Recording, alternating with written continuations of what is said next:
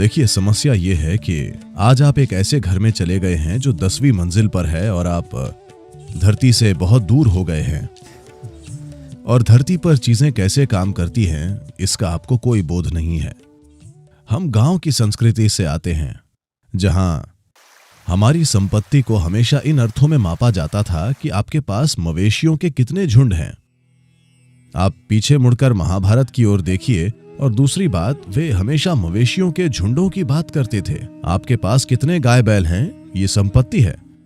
ऐसा इसलिए था क्योंकि हम एक उष्णकटिबंधीय देश हैं और हम वर्षा ऋतु पर निर्भर हैं।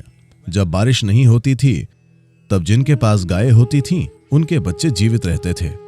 जिनके पास गायें नहीं होती थीं, उनके बच्चे मर जाते थे।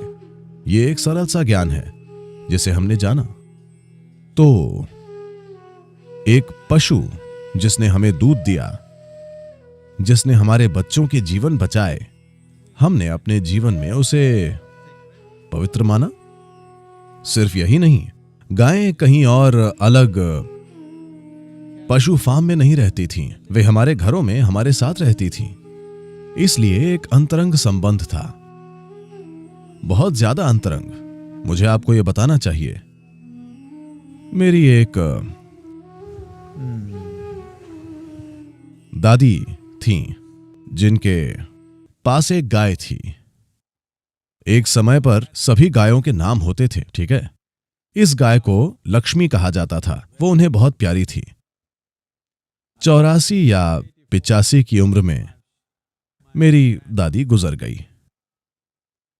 ये गाय आई और घर के आगे खड़ी हो गई।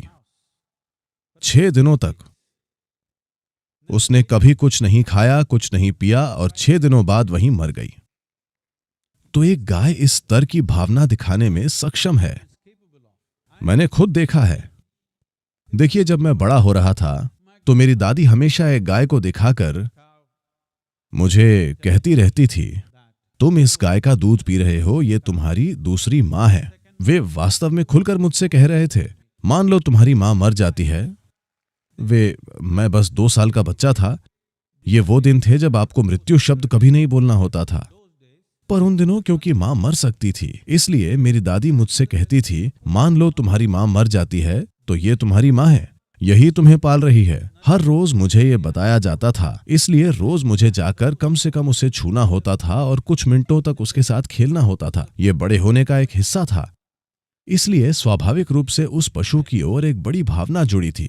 और मैंने खुद देखा है कि अगर आप किसी गाय के साथ एक निश्चित घनिष्ठता विकसित कर लेते हैं, मान लीजिए आप किसी दुख, अपने भीतर किसी कष्ट से गुजर रहे हैं, तो आपको उसके पास भी नहीं होना है।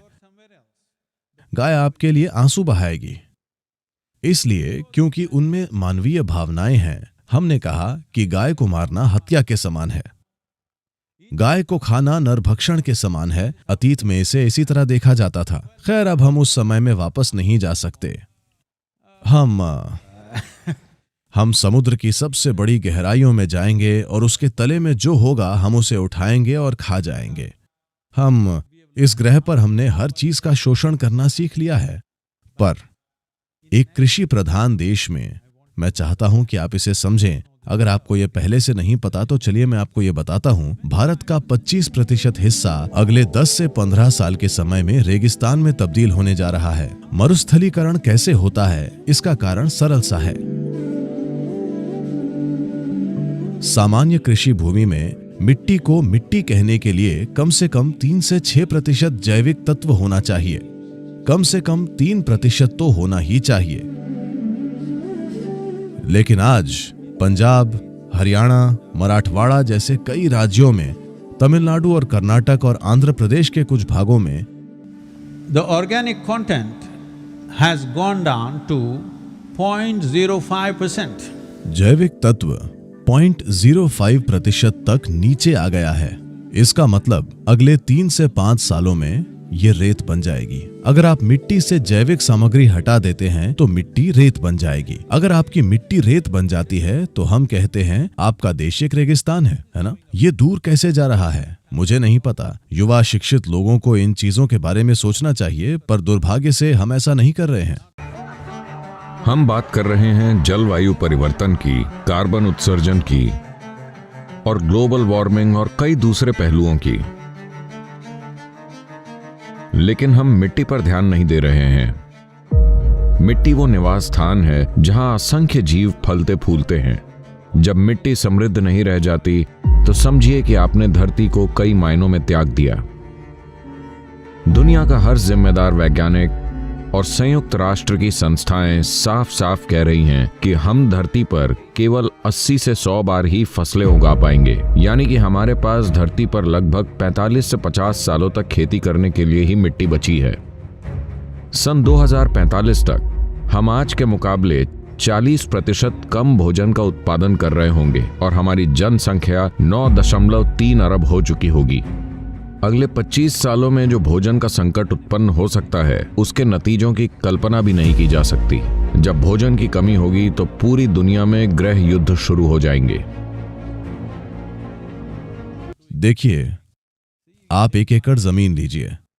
अगर आप 1 एकड़ जमीन लेते हैं, अगर आप मान लीजिए 2 टन कोई फसल उगाते हैं, तो आपने जो हटाया है वो 2 टन ऊपरी मिट्टी है। तो अगर आप जैविक सामग्री को वापस मिट्टी में डालना चाहते हैं तो सिर्फ 2 तरीके हैं, पेड़ों की पत्तियां और पशुओं का मल।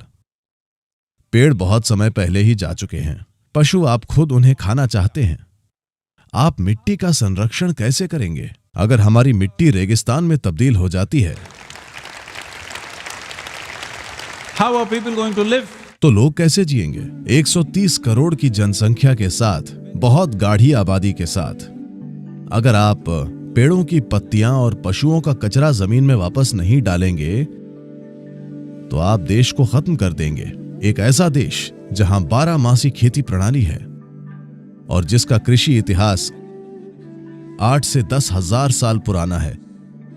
इस ग्रह पर सबसे लंबा कृषि इतिहास। अब अगर आप मिट्टी को निकालकर उसे रेत बना देते हैं तो यह क्या बड़ी बात है? आपको किसी तरह से इसे संरक्षित करना होगा, किसी बिंदु पर। निकट भविष्य में किसी बिंदु पर हमें इस बात पर आना होगा, अगर आपके पास 10 एकड़ भूमि है तो आपके पास इतने पेड़ और इतने पशु होने चाहिए। ये अनिवार्य हो जाएगा।